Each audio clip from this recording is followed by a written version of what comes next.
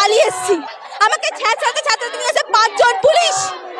এই যে বাংলাদেশের পুলিশ আর পশ্চিমবাংলার পুলিশের কোনো পার্থক্য একটুও পার্থক্য নেই।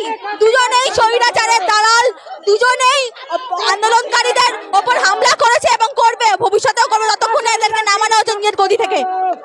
পুলিশ কি ছাত্রদের ভয় পাচ্ছে? হতে পারে ছাত্রদের ভয় পাচ্ছে বলেই তারা ভ্যানে নিয়ে এসছে, ভ্যানে করে আমাদের নিয়ে চলে গেছে। তবু আমরা হারবো না, আমরা এখানে অবস্থান করবো। আমাদের আজকে এখানে শান্তিপূর্ণ মিছিল ছিল, তার উপরে এই দালাল তৃণমূল সরকারের পুলিশ হামলা নামায়। আমরা দেখেছি যখন আগের বারও এই শেখ হাসিনা গুলি চালিয়েছিল, তার বিরুদ্ধে বিপ্লবী ছাত্র ফ্রন্টের বাংলাদেশ হাইকমিশনের প্রোটেস্টের ওপরে পুলিশ আঘাত নামায়, ছাত্রছাত্রীদের রাস্তায় ফেলে মারে। আজকে আবার এই পুলিশ সে একই কাণ্ড করছে। আমরা এর বিরুদ্ধে প্রতিবাদে আরও সরব হব এবং তার সাথে সাথে শেখ হাসিনা প্রধানের স্বৈরাচারী নেত্রীকে অবিলম্বে আমরা পদত্যাগ চাই। শান্তিপূর্ণভাবে আমরা মিছিল করে যেতে চেয়েছিলাম, কিন্তু অদ্ভুতভাবে বাংলাদেশে ছাত্র হত্যা হচ্ছে। ভারতের ছাত্ররা, যুবকরা যখন রাস্তায় নেমেছে, তাদেরকে শান্তিপূর্ণভাবে মিছিল করার অধিকার না দিয়ে একটুখানি মিছিল আসতে না আসতে এখানে পুলিশ আমাদের আটকালো, আমাদের সহকর্মী কমরেডদেরকে গ্রেপ্তার করলো।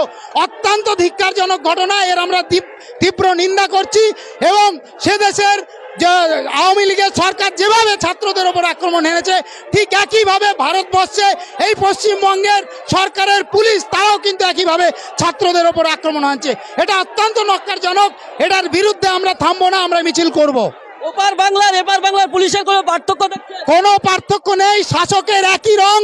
সরকারে যারাই ক্ষমতা রয়েছে, ছাত্ররা যখনই প্রতিবাদ করেছে, যখনই অন্যায়ের বিরুদ্ধে রুখে দাঁড়িয়েছে, যখনই ছাত্র খুন হয়েছে, ছাত্ররা পথে নেমেছে, তাকে আটকানোর চেষ্টা করেছে।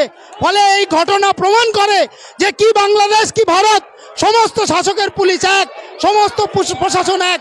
এইটার বিরুদ্ধে ছাত্ররা নেমেছে, আগামী দিনে আরও নামবে, এই আন্দোলন আরও তীব্রতর হবে।